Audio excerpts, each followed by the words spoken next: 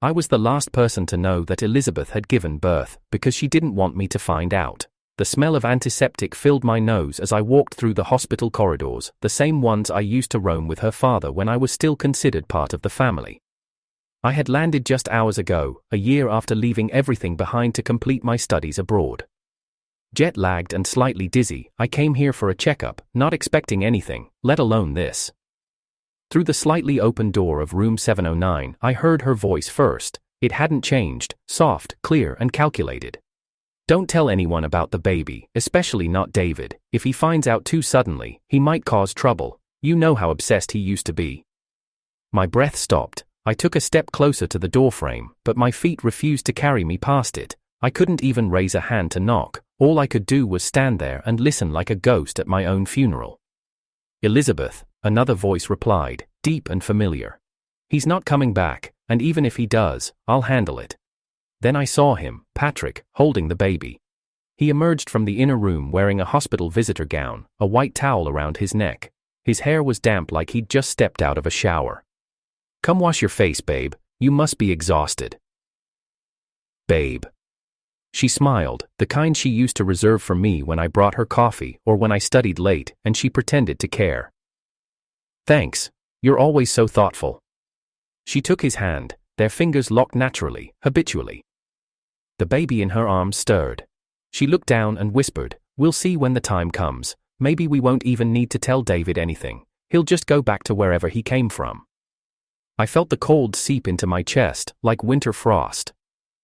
1 year ago, I stood under pouring rain and confessed to Elizabeth that I'd loved her since I was 16. She ouched my cheek, smiled, and said, when you finish your studies and come back, I'll be with you. I held on to that promise every day, through lonely nights in a foreign country, through every exhausting exam, through every girl who smiled at me but wasn't her. I didn't make a scene now, I didn't bang open the door or demand an explanation, I just turned around and walked away. Outside, the world spun quietly. A cab pulled up to the curb, and I got in without thinking. At the airport, I bought a return ticket to London without even checking the price. On the plane, I stared at the screen in front of me, my reflection barely visible in the black screen. I opened my phone and read the last message Elizabeth had sent me weeks ago. Have you eaten today? I had replied yes, even sent her a photo of a stray kitten I saw on the street. She never answered. As the cabin lights dimmed and the engines roared, I pulled up a different chat. Alise, the girl who had always waited on the sidelines, never pushing, never asking. I sent a single message, let's get married. She replied within seconds, are you serious? Yes. And that was it, no dramatic declarations, no ring, no bouquet, just a man boarding a flight away from betrayal, and a woman who had always seen him clearly. I was 10 when I was adopted into the Laurent family. My father, a modest man who worked for the Laurents all his life, passed away after a long battle with cancer. On his deathbed, he entrusted me to his closest friend, Mr. Laurent. I remember sitting quietly in the back of the car as they drove me into a world of crystal chandeliers, leather seats and porcelain dishes where the spoons were heavier than the meals I was used to. Everyone in the house saw me as a guest, they couldn't wait to see leave. The maids whispered when I passed. Mrs. Laurent never smiled at me directly, only nodded with tightly pressed lips. They never said it out loud, but I knew, I wasn't one of them. I was the gardener's son. I was charity, except for her. Elizabeth. She was the only warmth in that cold house, 6 years older, already in high school when I arrived. She looked at me not like I was a burden, but like I was someone worth protecting. The first time we met, I had been caught sneaking into the kitchen past midnight. I hadn't eaten all day. One of the maids dragged me out by the wrist, yelling about thievery and disgrace. Elizabeth walked in wearing her school sweater, eyes still sleepy, but her voice was sharp. Who gave you the right to touch him? She said, stepping between me and the maid. He's my father's adopted son. From now on, if I see anyone mistreat him, you'll answer to me. She didn't wait for a response. She took my hand and brought me upstairs to her room, handed me a bowl of instant noodles, and sat on the floor with me while I ate. I was too stunned to speak. I'd never met anyone like her before. From that day on, I followed her like a shadow. We'd sneak out through the side gate late at night for street food and popsicles. She'd pull her hoodie low and pretend we were classmates. She bought me a phone with her allowance the first year I entered middle school, and wow, shoes. When I got into college, she gave me a car. I don't want anyone to look down on you, she said, dropping the keys into my hand. This world doesn't respect people who walk to job interviews. People at school whispered, some called me her lapdog, others assumed I was just lucky. I didn't care. I lived for those moments with her, for her laughter when I tried to sing off key in the car, for her pouting when I teased her about using too much blush. I loved her quietly, fiercely, and completely, for 10 years. She never called me her brother, not once, and I never dared call her sister. When I turned 18, she got drunk at her friend's birthday party and stumbled into my room. Her breath smelled like peach liquor, her eyes glassy but focused on me like I was the only thing in the world she could see. You've grown up, she whispered, fingers brushing my cheek. Then she kissed me, soft, trembling lips pressed against mine. I want to be your wife one day, David, she murmured, curling into my arms like a secret she couldn't tell anyone else. The next morning, we never spoke of it again, but I remembered every detail, and when I told her I'd been selected for a year-long scholarship abroad, she didn't hesitate. I'll wait for you, she said. When you return, I'll be yours. I boarded that plane with her promise etched into my chest like scripture. London was lonely, cold rains, strange food, people who smiled too much but meant none of it. Alise was the only classmate who seemed real, open, honest, always cheerful. She tried to get close. I kept my distance. I wasn't available. My heart belonged to someone else. We talked often, Elizabeth and I, not every day. Sometimes she'd disappear for a week, but she always came back. Sorry, exams, or, got busy with work, she'd say. I believed her. Why wouldn't I? The last message she sent was a week before I returned. Have you eaten today? I told her yes. I sent her a photo of a stray cat I saw curled near a bakery's window. She didn't respond. Still, I booked my flight home early, wanting to surprise her. I imagined her running into my arms at the airport. Maybe she'd cry. Maybe I would too. I imagined us hugging under the warm city lights, finally starting the future we'd promised each other. Instead, I found her in a hospital room, whispering about how I should never find out. I stood frozen outside the doorway, my suitcase still in my hand, as Patrick, my best friend, the man I had trusted to keep an eye on her while I was away, cradled a newborn in his arms and kissed her forehead. Don't tell David about the baby, she said, her voice emotionless. If he finds out, he might come back. He used to cause such scenes. My lungs felt tight, my legs felt numb. I wanted to walk in and demand an explanation. I wanted to scream, cry, shake her, but I didn't. Because I realized something in that moment. She wasn't mine to question. We were never official. She never said I love you. Only I'll wait. And even that was a lie. I turned away, unnoticed. Outside the hospital, I stood by the taxi stand and booked the first flight I could find. I didn't care where. Anywhere far. On the plane, I read through every old message she ever sent me. I memorized her good mornings, her miss you texts, her promises. They all read like fiction now. Then I opened Alise's chat. Let's get married. She responded instantly. Wait, are you serious? Yes. A pause, then. Then I say yes. That was it. Elizabeth had given her body to someone else, given her promises to the wind, given our memories new meanings that made me sick.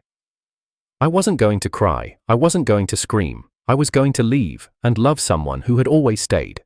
The morning after I landed, I received a message from Elizabeth. I heard you're back, want to grab dinner? I'll pick you up. For a moment, I hesitated. She hadn't replied to my message about the kitten, she hadn't said a word for weeks, and yet now, after I'd seen her in that hospital room, after I had turned around and flown across the ocean to forget her, she suddenly remembered I existed. But I agreed. Not because I forgave her. Not because I believed she owed me something. I just needed to see her face one more time to make sure I hadn't imagined everything. She arrived right on time. Not in the hospital gown, not tired or disheveled. She wore a fitted beige coat and lipstick I didn't recognize. Her hair was curled, her heels clicked with precision, her smile was measured. She looked polished, composed, untouched by the storm she had thrown me into. It's been so long, David, she said brightly, sliding into the seat beside me like nothing had changed. You still look the same, but I've gained weight. Don't laugh. I didn't laugh. I couldn't. I was still processing the fact that she could smile so easily, that she could look me in the eye and pretend nothing had happened. Let's eat first, she said, leading me to a quiet restaurant tucked away on a side street. She waved to the waiter like she'd been there many times before. 3 of our usuals, and 1 more dish. He's finally back from abroad. Our usuals. When the food came, I stared at the plates in front of me. Celery stir-fry, spicy tofu with coriander, pork with strong herbal marinade, all of it things I'd avoided for years. She used to know that. She used to pick out the celery before I could. Eat up, she smiled, digging into the food. You must be exhausted from the flight. I didn't touch anything. I stared at the bowl, wondering if this was some elaborate prank. Was this a test to see how much I still remembered, or had she really forgotten what I couldn't stand? I reached for a napkin from the car's center console and opened it absent-mindedly. It was a scented tissue, the exact kind that always triggered my sinuses.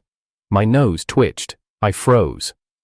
Use the ones in that paper bag instead, she said casually, not looking up.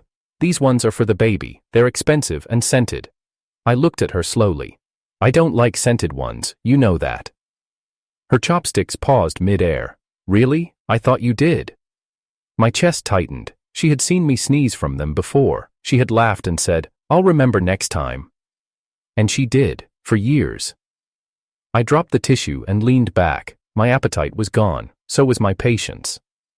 As she continued to eat and talk about everything, but what mattered, her phone lit up on the table. I caught a glimpse of the name.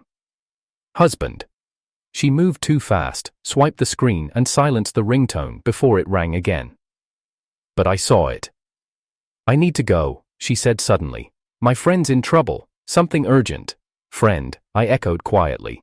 She stood, brushing her coat smooth. I'll make it up to you tomorrow. We'll have a real welcome dinner, just you and me. Before I could respond, she was gone. I sat there alone, surrounded by food I couldn't eat and air I couldn't breathe. I stepped outside into the cold and let my feet carry me wherever they wanted. The city was loud but felt muffled around me. I kept thinking about how carefully she had silenced the call, how casually she had erased 10 years of shared memories. I remembered her leaning against my shoulder as we watched movies late at night. Her whisper in the dark, "You're the only person who sees me." Now I was invisible. My phone buzzed, a message from a mutual friend. "Hey, I heard you're back. Have you seen Elizabeth yet?" I stared at the name and called instead. "She just left," I said. "You know, about the baby?" he asked, cautiously. I stopped walking. "So? She told you?" he continued. "That Patrick's the father?" I felt the world spin around me. Patrick, my best friend, the one I told everything to, the one I asked to check in on her while I was away, the one who always said, "I got your back, man." He had my back all right, long enough to stick a knife into it. "She's getting married soon," the friend added quietly. "They're planning to announce it next week. Everyone thought you already knew." I hung up. I didn't scream. I didn't throw my phone. I just sat on a public bench, watching people pass by as if nothing was wrong. They'd all known, every single one of them. The phone in my pocket felt heavier than it should. I opened Elizabeth's contact and looked at our chat history again. Her last message. "Have you eaten?" She hadn't said a word about Patrick, about the child, about the wedding. All this time, I thought she had been waiting for me. I'd counted the days, bought gifts, saved stories. I planned a proposal for her the moment I came back. I even rehearsed it once, standing in front of the mirror with a stupid smile. But she never planned to welcome me home. She planned to bury the truth and pretend I never existed. I stood up, pulled my coat tighter, and walked again. Past restaurants and glowing windows, past the movie theater we used to visit, past the spot where she once said, "When I'm with you, I feel safe." I wasn't her safe place anymore. Patrick was. But even more than the betrayal, what broke me was how easily she'd erased me, like I'd never mattered, like I was just some boy who made her laugh once or twice before she outgrew him. And maybe that's all I ever was. The gate to the Laurent estate hadn't changed, same polished iron bars, same ivy crawling up the brick, but everything beyond it felt different now. I stepped out of the cab and stared at the house I once thought of as home. Red banners fluttered near the entrance, golden ribbons hung from the hedges. Wedding candies wrapped in bright cellophane were being stacked in woven baskets by the maids. A voice broke the silence. "Young Master David. You're back?" It was Helena, the housekeeper. She looked surprised to see me, but not unwelcome, not warm either, just confused. "I came to visit Mr. Laurent," I said. She hesitated, then stepped aside. "He's inside preparing for the celebration." Celebration. As I entered, I was met with more red lanterns, red flowers, red napkins, all glowing in artificial happiness. It didn't take long for Mr. Laurent to spot me. His eyes lit up like I was still the 10-year-old boy standing at his door with no parents left. "David," he exclaimed, hurrying toward me with open arms. He hugged me like the years hadn't passed. "You should have told us you were coming. You could have helped us celebrate." "Celebrate what?" I wanted to ask. "The wedding of the girl I loved to the man who betrayed me?" Instead, I nodded. "I came for you, just to say hello before I go again." "Nonsense. You should stay longer. Your sister's wedding is in just a few days. Elizabeth will be thrilled to see you." His grin was wide. "And Patrick, that boy, he's everything a father could want for his daughter. Honest, responsible, protective. When Elizabeth gave birth, he cried harder than she did. That's love, son. That's real love." It felt like someone had shoved a glass shard into my throat. I forced a smile. "I'm happy for them." He clapped my shoulder. "I always knew you'd be successful too, but I'm proud of both my children." I didn't correct him. I didn't remind him that Elizabeth had once asked me not to call her sister, that she had kissed me with the same mouth that now called Patrick her husband. From the corner of my eye, I saw her. She had just entered with Patrick behind her. Her hair was tied back, a silk shawl draped across her shoulders. She looked radiant, calm, like a bride-to-be who had never broken someone's heart. Our eyes met for the briefest second, and then she walked past me like I wasn't even there. She didn't smile, didn't nod, didn't speak. She simply turned to Patrick and whispered something that made him laugh. Then they disappeared up the staircase. In that moment, I knew she wasn't going to acknowledge me. Not now, not ever. I wasn't her secret. I was her mistake. I told Mr. Laurent I wasn't feeling well and left before the guests arrived. That night, I sat on a park bench with my phone in my hand. My thumb hovered over Elizabeth's name. I didn't type anything. I didn't know what was left to say. Instead, I opened a different chat. Alise. She had texted me a few days ago. "Just checking if you landed safe. No reply needed. Take care." I messaged her. "Still awake?" She replied instantly. "Yes. Are you okay?" I called her. I didn't say anything for the first 10 seconds, just listened to the quiet static of the line. Then I spoke. "Do you think I wasted 10 years loving someone who never planned to love me back?" Alise was silent for a moment, then said softly, "No, you didn't waste it. You just gave your love to someone who didn't know what to do with it." I let that sit in the air between us. "Come back," she added. "London's still your place too." "I'm thinking about it," I said. "I might join that talent agency after all, the one that reached out before." "You should," she said gently. "You've always had music in your bones." I ended the call without saying goodbye. My eyes were burning. I walked aimlessly after that.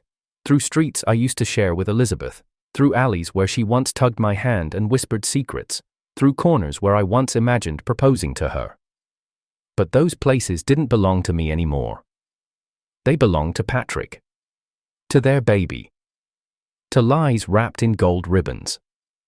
When I returned to the apartment I was staying in, I opened my laptop and pulled up the old messages from the talent scout. I typed one sentence. "I'm in. Tell me what I need to do." His reply came quickly. "I knew you'd come around. Let's make something unforgettable." Maybe it was time I became unforgettable for the right reasons, not for the girl I loved, but for the man I could become. The invitation came 2 days later, a simple message from Elizabeth.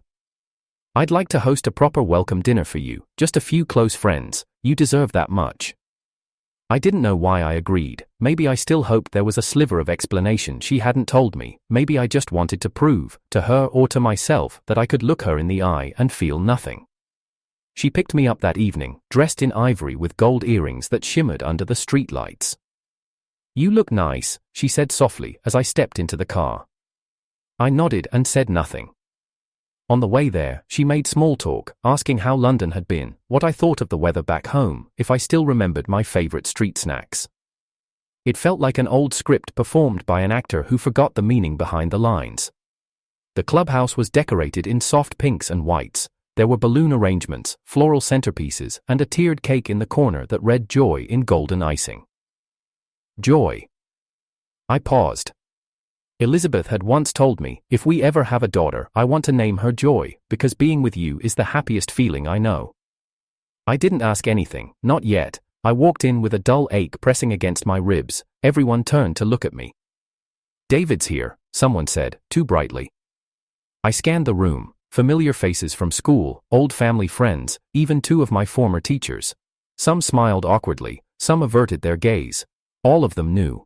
Every one of them had chosen to stay quiet. Patrick and Elizabeth walked in hand 5 minutes later. Her hair was pinned back elegantly, and she wore a white dress that almost looked bridal. He had a smugness in his walk, the kind of confidence that came from knowing no one would challenge him. Applause broke out as they entered. Someone handed them a gift basket, another handed a card. "Stop," Elizabeth said with a laugh. "This dinner is for David, he's finally home." She looked at me when she said it, but there was nothing behind her eyes. Just performance, polished, practiced detachment. Patrick's gaze lingered on me longer than hers did. "Welcome back, man," he said, walking over and offering a handshake. I took it. His grip tightened slightly. Mine did too. Dinner passed in polite conversation and long silences. Every bite I took felt like glass. The laughter in the room rang hollow in my ears. I wanted to leave, I didn't. Midway through the evening, I excused myself and headed to the restroom. I splashed water on my face, gripped the edge of the sink, and stared at my reflection. Then the door creaked open behind me. Patrick stepped in, closing it behind him. He stood a few feet away, watching me through the mirror. "You saw the name on the cake, right?" he asked. "Joy, she's ours." I said nothing. "I thought you might try something stupid tonight, but you've been quiet. That's good, for everyone." He stepped closer. "I know you used to be obsessed with her. I used to think you two might end up together, but you were always just the kid she pitied." He smiled faintly. "You know, David, sometimes it's better to let go before things get ugly." I turned to him. "Is that why you got her pregnant while I was gone, because I let you get close?" His smile dropped. "You really think she loved you?" he said. "She never did. You were a phase, a mistake she was too kind to correct." My fist clenched, but I didn't move. He took a deep breath, then, without warning, pulled a small blade from his pocket. Before I could react, he slashed his own wrist, fast and shallow, but enough for blood to spill instantly onto the sink. "What the hell are you doing?"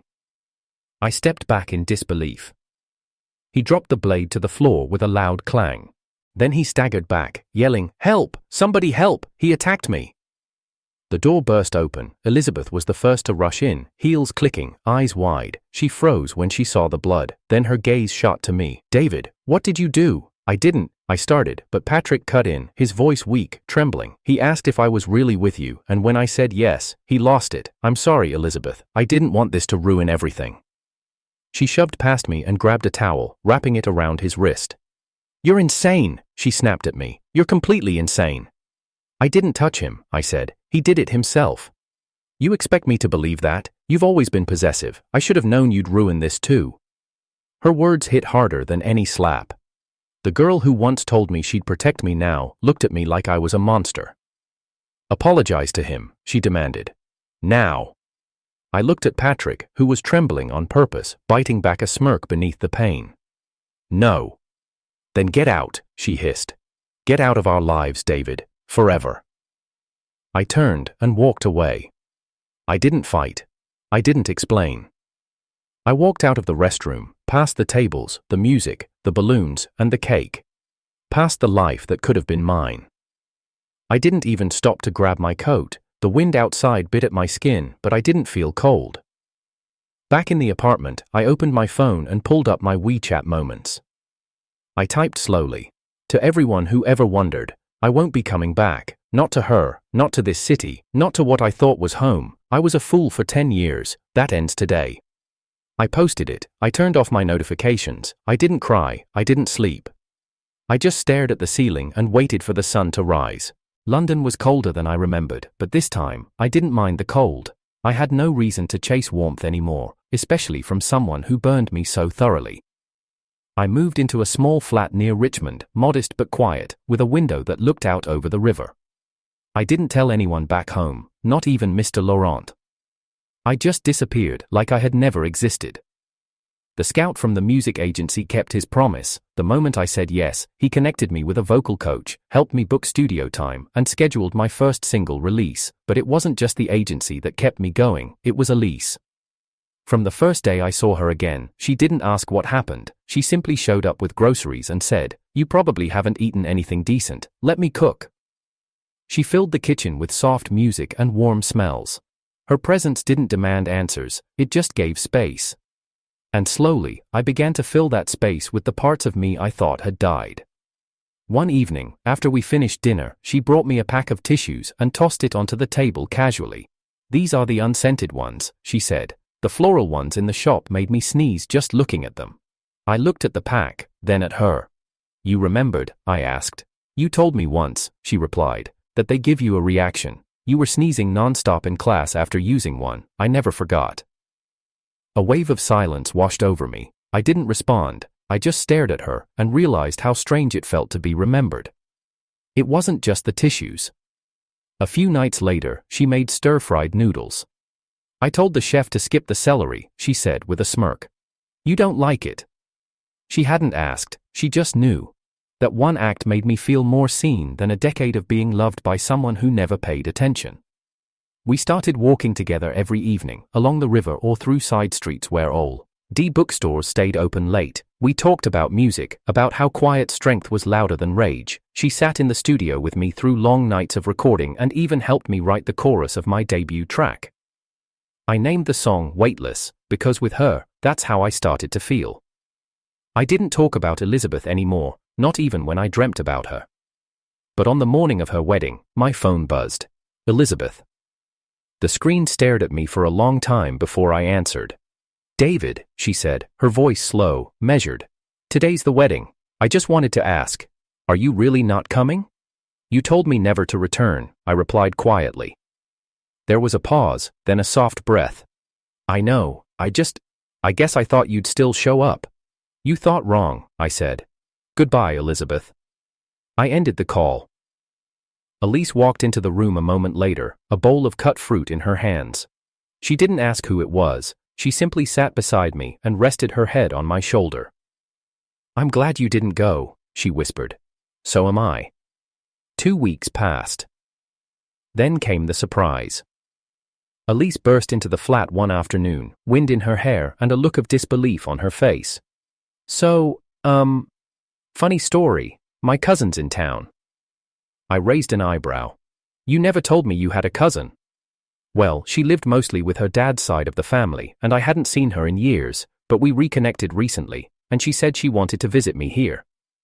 Before I could ask more, the doorbell rang. And standing at the door was Elizabeth. Time stood still. She looked different, softer, paler, her eyes tired. She froze the moment she saw me, her hand still on the strap of her bag. "David," she breathed. I didn't move, I didn't say her name, I just stood and let the truth sink in. "She's your cousin?" I said, turning to Alise. Alise was staring between us, clearly confused. "Wait, you two know each other?" Neither of us answered. That evening, Elizabeth stayed for dinner. Alise talked most of the time, filling the silence with bright stories and laughter, unaware of the quiet tension sitting between me and the woman I once planned my life around. Elizabeth barely touched her food. Her gaze kept flickering toward me, at the way Alise passed me dishes, at the way I looked at her, at how natural we were. She said nothing until we cleared the plates. When Alise went to her room to get something, Elizabeth stood and faced me. Her voice was low. "You've changed." "People do," I said. She took a step closer. "You never looked at me the way you look at her." Maybe I didn't know what love really looked like back then. Her mouth tightened. "I saw your new song," she whispered. "It's beautiful." "Thank you." Silence stretched. "Do you still have the amulet?" she asked. I reached into the drawer near the hallway and pulled it out. "My father gave it to me before he died," I said, holding it between my fingers. "I was saving it for the person I wanted to spend my life with." Her eyes flickered. Hope, memory, regret. And then, without waiting, I turned and walked into the kitchen. Alise was placing water bottles in the fridge. I stood behind her, placed the amulet in her hand, and closed her fingers around it. "My father said this should go to the one who'll protect my heart," I said. "I want it to be you." She looked up at me, stunned. Her eyes filled. "Are you serious?" "Yes." Behind us, Elizabeth stood in the doorway, frozen. Her breath hitched softly, but she didn't speak. She just watched as I kissed Alise's forehead and pulled her into a quiet embrace. It was over. Everything that needed to be said had been said. Everything that once mattered no longer did. She waited until the morning of the engagement ceremony to come back. Alise had stepped out to collect her gown, and I was alone in the apartment, tuning the final chorus of a song I had been working on for weeks. The knock at the door was soft, almost unsure. I opened it, expecting a delivery. It was Elizabeth. She looked thinner, worn. Her hair was tied in a loose bun, and there were shadows beneath her eyes. She was holding a folder in one hand and an envelope in the other. "I didn't know where else to go," she said. I stepped aside silently, letting her in, not because I wanted to, but because I needed closure. She walked in slowly, like every step cost her something. "I divorced him," she said, setting the folder on the table. I didn't look at it. She kept speaking. "Patrick only wanted the Laurent shares. The day after the wedding, he changed, stopped pretending. He said I wasn't worth the trouble if I couldn't get the board to give him control. He moved out 3 weeks ago." I didn't interrupt. "I thought he loved me," she went on, "but he loved the idea of being accepted by the Laurents, of becoming something. I was a shortcut." Still, I said nothing. She looked at me now, eyes wet. "But you never asked me for anything. You never took advantage of me. You just loved me, and I treated you like trash." There it was, the sentence that had been hanging in the air for months. "I thought I was making the right decision," she whispered. "You were younger, our history was complicated, people wouldn't understand, and I didn't want to be the woman who ran off with her adopted brother." "You weren't my sister," I said quietly. "Not in my heart, never." She took a step closer. "It's not too late. I know I don't deserve you, David, but if there's even a chance." I raised a hand, gently stopping her. "You threw me away," I said calmly, "when I loved you the most, when I waited for you, believed in you, trusted you. You didn't just choose someone else, you erased me." Tears welled in her eyes. "I was scared." "I was loyal," I replied. Silence. "You told me never to come back," I added. "So I didn't. You gave that order when I was still trying to believe in you." Her hands trembled. "I regret everything. Every word I didn't say, every message I ignored. I see you now, and you're everything I used to dream of." I smiled softly. "You don't see me, you see what I became without you." She opened her mouth, then closed it again. Her knees gave out and she sat on the couch, covering her face. "I lost everything." I didn't comfort her. Not this time. "You didn't lose me," I said. "You let me go." Before she could say anything else, the door opened behind us. Alise entered with a bag in her hand, her eyes taking in the scene. She didn't flinch. She walked over, took my hand, and said, "I'll wait outside." "No," I said gently, "you don't need to." Elizabeth stood up slowly. "I should go." She didn't say goodbye, she just left, the same way she had always done, quietly, leaving behind a mess she didn't want to clean up. The wedding was held 2 weeks later in a quiet glass house outside of London. Just close friends, some of my new label mates, and a few people from Alise's family.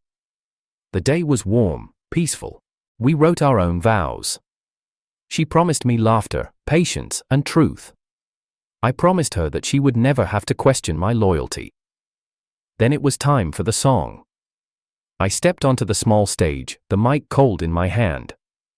I wrote this for the woman who saw me, not for what I was, but for what I could become. This song is called Eternal Love. I sang. The verses told our story. How she had waited, how I had broken and rebuilt, how she had chosen me not when I was shining, but when I was shattered. By the time the chorus hit, there were tears in the audience. Even mine. At the end, as the last note faded, I spotted her. Elizabeth. She stood at the very back of the venue, just outside the open glass doors, half hidden behind a column. Her eyes were swollen, makeup streaked, her hands clutched a small pink gift box. I looked straight at her, not cruel, not broken, just finished. I lifted the mic again. And to the one who once called herself my sister, may your future be happy. But I already have mine. Alise reached for my hand. I held it tightly. And together, we walked back down the aisle, toward a life built on honesty, healing, and love that never had to beg to be remembered.